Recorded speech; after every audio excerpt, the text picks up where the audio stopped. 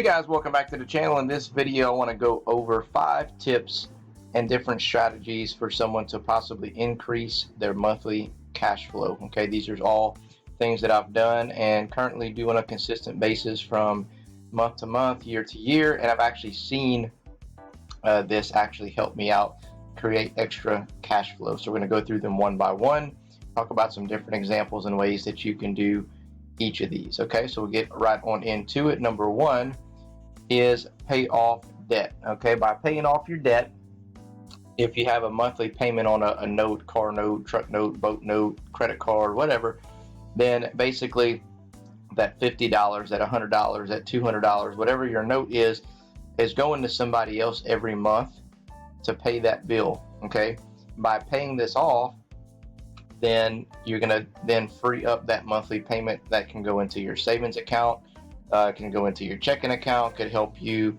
even stack that additional payment onto another debt to pay off quicker, which would then in return give you a sense of accomplishment, which then in return would make you want to do that more and more and more. And then overall, you're creating more cash flow for yourself by paying off debt. So instead of paying other people, you are now paying yourself. So the big thing on this is to create a strategy and follow it. So you may not have the additional income to pay off this debt yet, which is what we're going to talk about on the next couple of slides, or some other strategies of how to increase that cash flow to help pay down debt. But this is tip one, paying off debt and pay yourself first.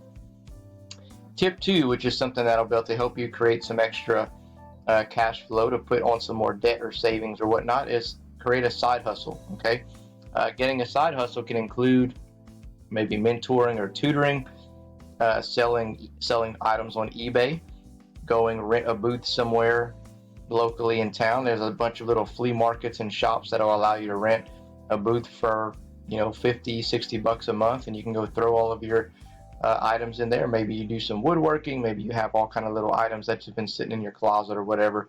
You can go and put that in there and they'll basically sell it for you. Good thing is it's kind of on autopilot. You let it sit there, it sells whenever it's in the booth. Downfall is they keep a percentage, but also you're not actually there selling it. If no one goes to your booth and no one likes your products, it could just basically sit there and cost you money each month. eBay, you do have a little bit more control over kind of monitoring the listings, because you could kind of manipulate the listings on Google and tag your images to get higher traffic and put in certain keywords to get a lot of traffic on eBay.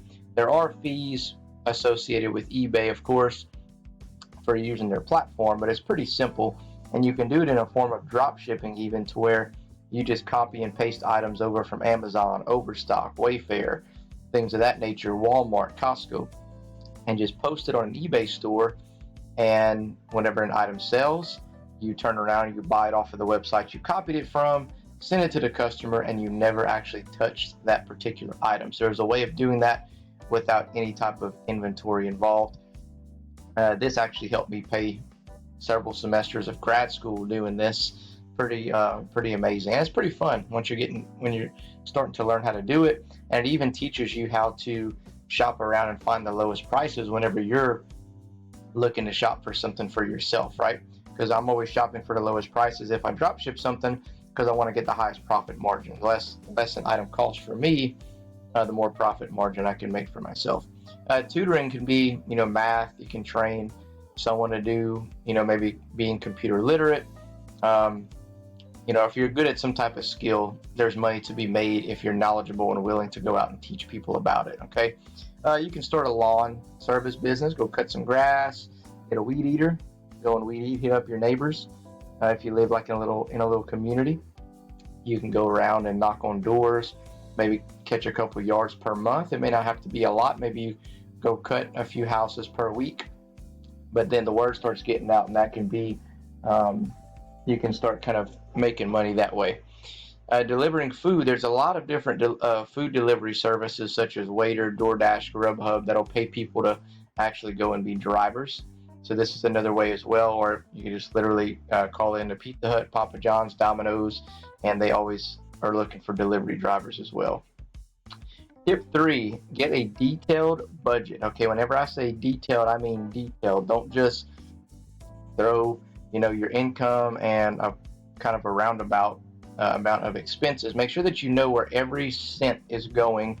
If you have things that are coming out of your bank draft, then that's the easiest thing to go off of. You can go and look at your statements month to month and get a detailed, down to the penny cost analysis of your monthly expenses. Add those up, but you could also see on paper where it's going. Okay, even if it's not necessarily a needed expense, you can see that every time I swipe my card at this place, I got charged X amount of dollars. X amount of dollars went to this particular store. Man, I'm shopping too much. It kind of gets you a little bit more aware once you put it on paper. So a detailed budget, I'm going to link the budget that I use in the description below in case you guys want to check that out. And look to eliminate monthly expenses you don't need. So recently I made my budget about 2 weeks ago, and I realized that I still was paying for a gym membership that I hadn't been to in a year and a half. And it was only about $12. It's at Planet Fitness. However, I don't need it anymore because I have another place I work has a gym, and I have free access to it. I can work out anytime that I want for free. So I was like, well, why am I going to pay $12 a month, even though it's not a lot of money? Which that's actually what kept me paying it for so long. I was like, it's just $12. It's just $12. When you sit down and do a budget and you put it on paper, you realize, man, that's well over $100 a year that I can save if I just cancel that membership. So I just went and did that, and it'll save me $12 per month for the rest of the year. Tip 4, shopping around for insurance. So every year I check into my insurance, car insurance, health insurance, dental, vision, things like that. And what this does, you go and you shop around and for at different competitors and see if you can get same coverage for around the same rates or cheaper. And then whatever quote I get, if it's more competitive, I'll call the people that I'm currently with and saying, hey, this company just offered me this amount of money. Can you beat it? Can you match it? And sometimes they'll be able to match it. Sometimes they'll go down in the price, give you some type of discounts. And worst case, if the other company is cheaper, you just go with them. You get the same coverage with a good company. Depending on who you're going with, you want to make sure you do your own research on that. But I do that every year. I'm always checking to save money on my insurances. So that's a way to create some more cash flow, because obviously if you're going to pay for something you need, you can get it for cheaper and you're still making the same amount of money or more money. That's going to create more cash flow because your expenses just went down on this area as well. And then tip 5, guys, is cleaning out the closet. Okay, so every year kind of go through your closet, go around the house, go in your shed, find some things that are in good shape that you haven't used and maybe you can sell. Okay, you can do a garage sale. You can post them on Facebook. We talked about setting up an eBay store earlier, putting a little booth out locally.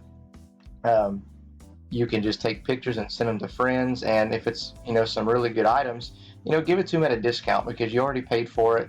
It's probably not as valuable as it once was, and cut them a good deal on it. If you have enough items and you sell at a discounted price and they're in good shape, that can generate a decent amount of money for you, maybe all at once, or maybe if you do it every couple of months, then it'll give you a certain amount of money to go and do something with. Okay, so that's one thing that I do a lot too, is I'm going through, do I really need this? No. Okay, I'm going to sell it. Do I really need this? Maybe. Okay, I'll keep it. So you just kind of go through your closet, go around your house, find those things that you aren't actually using anymore. Think about if they're valuable. Think about if people would buy them, and then find a place to sell them. It's just that simple. So anyway, guys, that's all I got for you in this video. If you found value, make sure that you like the video, subscribe to the channel if you enjoy this content, hit the notification bell, and comment below on a way that could help create some extra cash flow, some ways that you've done it in the past, or some other ideas that you may have for other people that are out there looking to create some additional income. Other than that, guys, we'll catch you in the next video.